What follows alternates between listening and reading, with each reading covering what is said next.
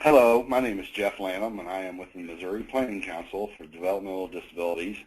And today I'm going to be speaking to you about homelessness and developmental disabilities, creating a community.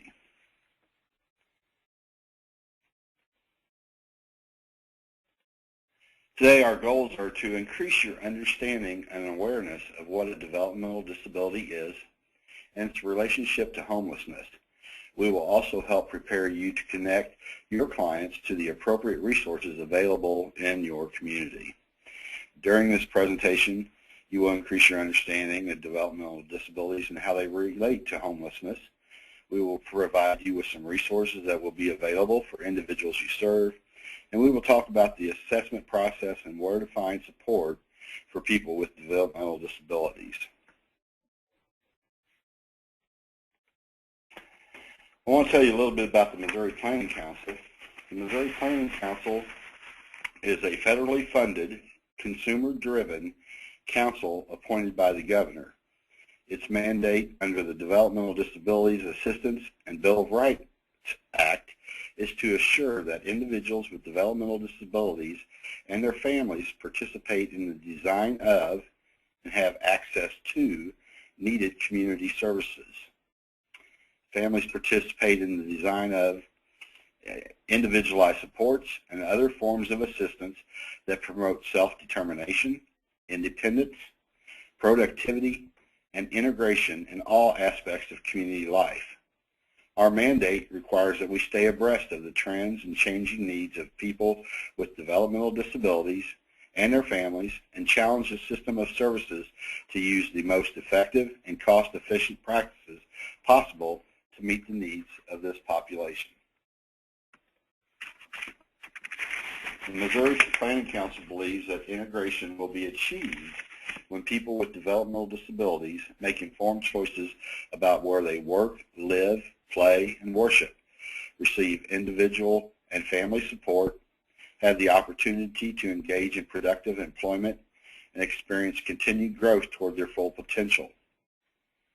Service systems charged with providing services to people with developmental disabilities in Missouri and across the nation have changed drastically over the last 30 years. Individuals with developmental disabilities and their families and allies have very different expectations and demands than they did in the past. In the 1970s and 80s, we invested in buildings and facility-based community systems, but today, such congregate settings have fewer and fewer people living there or participating in their programs. As today's children live in the community with their families and attend schools with their peers, it should be no surprise that they continue to desire to live in the community as they reach adulthood. Several years ago, the Council worked with an expanded group of self-advocates and families to develop these belief statements and a vision for Missourians with developmental disabilities. They are powerful statements, and as you can see, we have focused from the trends of the 70s and 80s to increasing community opportunities for all citizens. As our beliefs indicate, people should have the right to make informed choices where they live, work, play, and worship.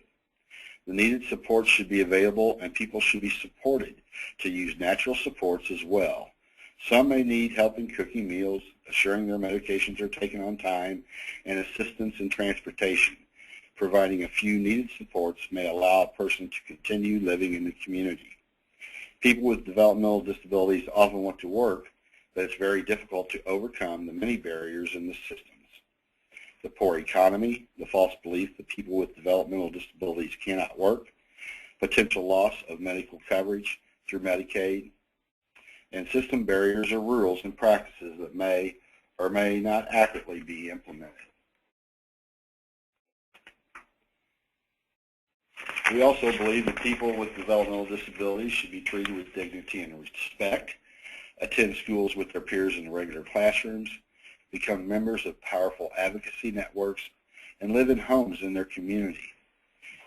History has shown us that individuals with developmental disabilities and individuals with any type of disability are often not afforded the dignity and respect they deserve from members of their own communities. How we talk about people, whether we ignore them as if they aren't present, whether we talk to their family or support staff rather than to the individual, all contribute to perceived dignity and respect. Research also shows that individuals who participate in the regular education classroom achieve higher academic scores, develop friendships with students without disabilities, and offer many intangible opportunities for their classmates. Many classmates who develop friendships with their peers with disabilities go on to study in the disability field in college or work in the disability arena because of their introduction and friendship with someone with a disability. Individuals with disabilities are given the opportunity to become powerful advocates for themselves, others with disabilities, family members, and their community. Numerous individuals with developmental disabilities attend the Partners in Policymaking class offered by the Missouri Planning Council on Developmental Disabilities. Partners in Policymaking is an innovative national model of leadership training designed for adults with developmental disabilities and parents of young children with developmental disabilities. The program teaches leadership skills and the process of developing positive partnerships with elected officials, school personnel, and other individuals who make policy decisions about services. Many people with developmental disabilities become members of advocacy groups in Missouri. Two of the more powerful organizations are People First of Missouri and the ARC of Missouri. We believe that individuals with developmental disabilities should be able to live in the homes of their choice. And as you can see from these belief statements, the Council's efforts are focused on increasing acceptance and helping the public understand that people with developmental disabilities can be a valuable contributing member of their community.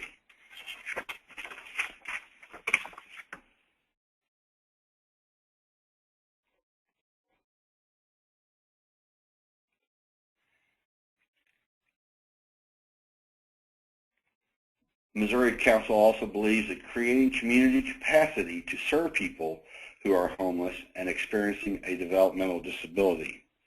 We work to preserve the human rights and address policy issues that prevent them from enjoying the same civil rights as other members of the community. Talking with you today is a great opportunity for us to expand the forces advocating for the needs of this population. Our mission is to assist the community to include all people with developmental disabilities in every aspect of life. Now that we have gone over our goals and you have a basic understanding of who the Council is, let's talk about the definition of a developmental disability, some pertinent statistics, and the questions that HUD requires you to ask. A developmental disability is a disability which is attributed to mental retardation, cerebral palsy, epilepsy, head injury, autism, or a learning disability related to a brain dysfunction or any other mental or physical impairment which occurs before the age of 22. It's very important to remember that this impairment must occur before the age of 22 in order to be considered a developmental disability. It must be determined that this disability is likely to continue indefinitely and it results in a substantial functional limitation in two or more of life's major activities. It must be determined that this disability is likely to continue indefinitely, as I said. And once again, remember, two or more of the following 6 areas of major life activities. And those life activities are self-care, receptive and expressive language development and use, learning, self-direction, capacity for independent living or economic self-sufficiency, and mobility. So if someone is only affected in one of those categories, then they would not be considered as having a developmental disability. I have a son with Asperger's, and right now he probably would not fall into that category as he's only 14, and we are able to assist him in some of those things. But as he ages, he may need help in self-care. He may need help in understanding what people are saying. He's very bright, so the learning wouldn't be difficult, but he also may have a deficiency in a capacity for independent living or taking care of his finances. So then he would be considered having a developmental disability. Examples of a developmental disability: people with autism, a person with a hearing impairment, individuals with cerebral palsy, your neighbor with a traumatic brain injury, a classmate with Down syndrome. The assessment of functional limitations is very important in determining whether a person has a developmental disability. The individuals who perform these assessments are very skilled in their work so that there is consistency in decisions. In working with this population, it would be good to remember that people do not meet the eligibility criteria based on their diagnosis. For example, a person might be diagnosed with autism or be on the autism spectrum, but not meet more than one of the 6 functional limitations. A person might have a fairly significant hearing loss, but again, not meet the criteria of 2 or more of the functional areas. It may also be difficult in some situations to know when a person first experienced significant functional limitations. We know that people may have good supports in place and be fairly successful in functioning, but with the death of a family member or a friend, they may experience new challenges. For instance, you may have someone that has lived with their parents their entire life, and as their parents pass on, then they may have never been in the system. They may never have used any of the resources available because their parents took care of them. Now all of a sudden they don't have that family support, and so even though they are not in the system, you may have to determine if and when they did have their disability started. And once again, remember that it must be before the age of 22.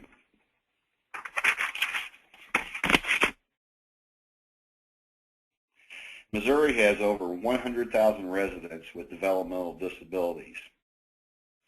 Of the approximately 30,000 individuals served by the primary state agency charged with providing services, the Department of Mental Health, Division of Developmental Disabilities, 21,405 of these individuals with developmental disabilities live in their own home or with their family. 5,269 individuals receive placement supports in supported living arrangements or group homes. Around 600 Missourians are still confined to one of the state large institutions, and around 2,000 end up going to nursing homes or other residential care facilities. The Department of Health and Senior Services also serves people with developmental disabilities through their Senior and Disability Services and Consumer-Directed Program. The Missouri Housing Development Commission's homeless study report showed that only 10 people with developmental disabilities were served by homeless shelters. We also know that there are many individuals with developmental disabilities that have not been introduced to the system. As I told you about the young man in the previous example, they continue to live at home with aging families or natural supports that can unfortunately disappear in a heartbeat. We suspect that people who have a developmental disability and become homeless may experience this type of loss of supports. Some may not meet the necessary criteria, while others have fallen between the cracks and should have been in the system all along. The correlation of homelessness and developmental disabilities may be low because many people with developmental disabilities will have already been integrated into state support systems, assigned a guardian, and placed in some type of residential setting. If you are working with a family with children, the likelihood that they will have a child with a disability should fall back to the 1.5% prevalence. HUD requires that you ask particular questions, and this is one: do you or a family member have a developmental disability? Some tips and techniques would include, if the person that you are interviewing struggles with answering this question, you might consider prompting them by asking about if they were in a special class or school. You might also ask them about medical conditions that limit their learning or make learning more difficult. Sometimes people will be more comfortable admitting that they have learning problems or that they have a learning disability than to openly state that they have a cognitive or intellectual disability. You might be able to gain an understanding of their ability to function by asking if there is or has been a person who they rely on to assist them in completing paperwork or accessing services. This may have been the natural supports that are no longer in place, leading to homelessness.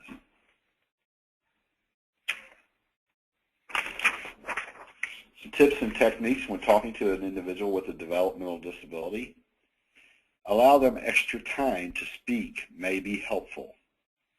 If you have difficulty understanding their speech, it is best to ask them to repeat themselves again and even a third time. Use reflective listening and repeat a person's statement back to ensure that you understand their response correctly. If a person has someone who is assisting them, be sure to maintain eye contact with the client and ask the client your question rather than the assistant. It is important to remember that when speaking with someone with a developmental disability that you listen first, then talk. Try to understand what the person is trying to tell you. You may have to mirror back to them, repeat what they just said, to be assured that you understand what they are saying. Before asking the individual a bunch of questions, let them speak first. Never assume, second guess, or jump to conclusions as to what the person is saying or going to say. Maintain eye contact with the speaker. Some individuals with developmental disabilities may not be able to understand the spoken word, but they can read your body language. Remember that you may not think a person can understand your words, but they very well might understand your facial cues and body language. When working with individuals with developmental disabilities, it is very important to use people first language. What is people first language? What does this mean? It is very simple. When describing someone with a disability, you use the person first and then the disability. The person is not their disability. We have become very sensitive about language in our field. We know that words are powerful, and old, inaccurate descriptors and the inappropriate use of medical diagnosis perpetuate negative stereotypes and reinforce a significant and incredible, powerful attitudinal barrier. People first, once again, is not political correctness. Instead, it demonstrates good manners, respect, the golden rule, and more. It can change the way we see a person. You don't call someone that you serve a homeless person, do you? You just would consider them someone that you serve. Joe Smith, the individual that I'm helping, not Joe the homeless man. Kathy Snow, a well-respected disability advocate, says, contrary to conventional wisdom, individuals with disabilities are not people who suffer from a tragic birth defect, paraplegic heroes who struggle to become normal again, victims who fight to overcome their challenges, nor are they autistic, blind, deaf, learning, disabled, or worst of all, the R word. They are people just like any of us. Kathy teaches that disability is a natural part of human existence. If we are fortunate to live long enough, we will all have a disability. What to say when using people first language? We say people with disabilities instead of the handicapped or disabled. We say has a cognitive disability instead of mentally retarded. She has autism instead of she's autistic. He has Down syndrome instead of he's Downs or a mongoloid. She has a learning disability instead of she's learning disabled. As my son Grant, who has Asperger's, says, I don't have Asperger's, Asperger's has me. So we learn that it's a very important part in individuals with disabilities' lives to use the proper language, to use people first language.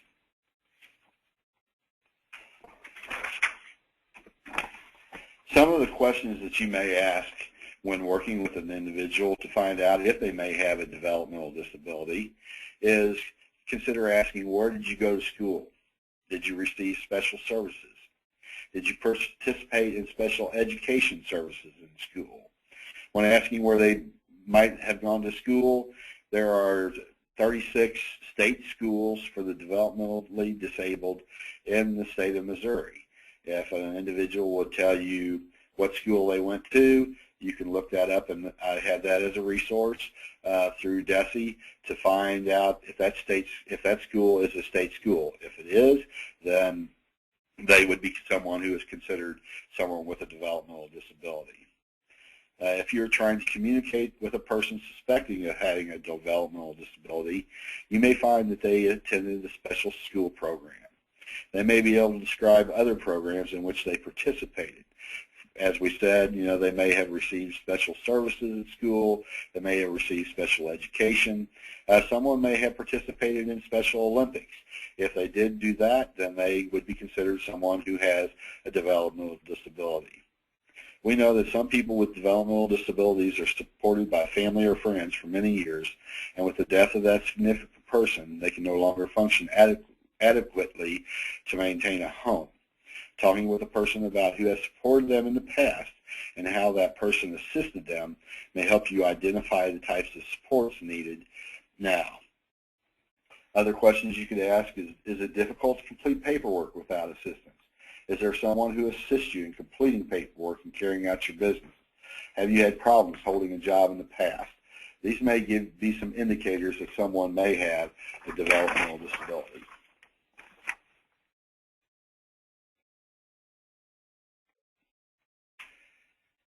As you are working with individuals with developmental disabilities, it is important to remember organizations that might be able to assist you to help those you serve.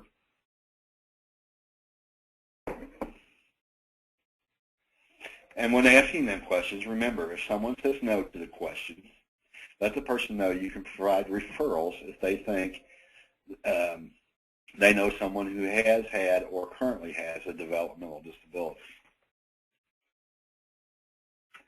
A yes response, make sure you tell them that you thank them for feeling comfortable enough to tell you. Although it is not required, you may find it helpful to talk to someone who has more experiences in this area, such as a case manager at your Developmental Disability Regional Office. There are 11 regional offices located throughout the state in the following cities: Columbia, Albany, Hannibal, Joplin, Kansas City, Kirksville, Poplar Bluff, Rolla, St. Louis, Sikeston, and Springfield. And these are some of the programs out there who are far more familiar with this issue and may be able to help you. Obviously, the Developmental Disabilities Regional Office, the Missouri Developmental Disability Resource Center, the Missouri Department of Social Services, Social Security, Missouri Area Agencies on Aging, and if you have someone with a developmental disability who is aging, they might be able to help you, the Missouri Statewide Independent Living Council, and the Missouri Association of County Developmental Disability Services. Research shows that there are not many people with developmental disabilities who are homeless. Most individuals with developmental disabilities are diagnosed at an early age and have had services provided. However, there are always a few that have fallen through the cracks. My friend John, who has a developmental disability, lived with his parents for many years.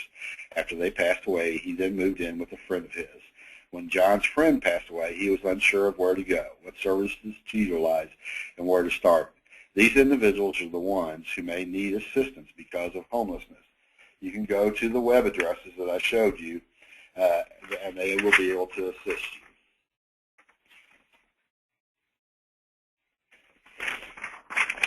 Now we know how to ask the questions. What are we going to do? Making contact with the mental health center, etc. When you are working with someone who needs something, we know it always goes smoother if you have a relationship with the organization that provides it. Those resources that I provided you in the last couple of slides, it might be best that if you contact someone at that organization, develop a relationship with them so you can offer that individual to the person that you serve and to find out more about what kind of services they do provide. That's why it's important to build relationships with staff at your local regional office, Social Security office.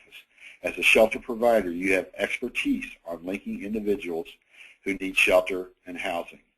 Developmental disability providers need to know you to serve their clients. If people need information and family supports, consider a referral to the Missouri Developmental Disability Resource Center listed in the resources.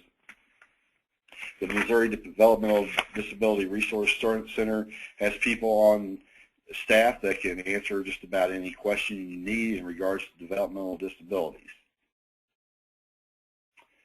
When you are working with someone with a developmental disability and you do offer a referral to one of those agencies, after they've gone to those agencies, make sure you check in with that client to see if the referral was helpful.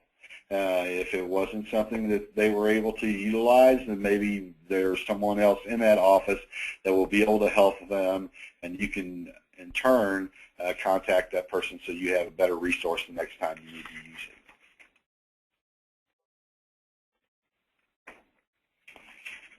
If there are any questions, you can contact me, Jeff Lanham, Program Specialist with the Missouri Planning Council for Developmental Disabilities in Jefferson City.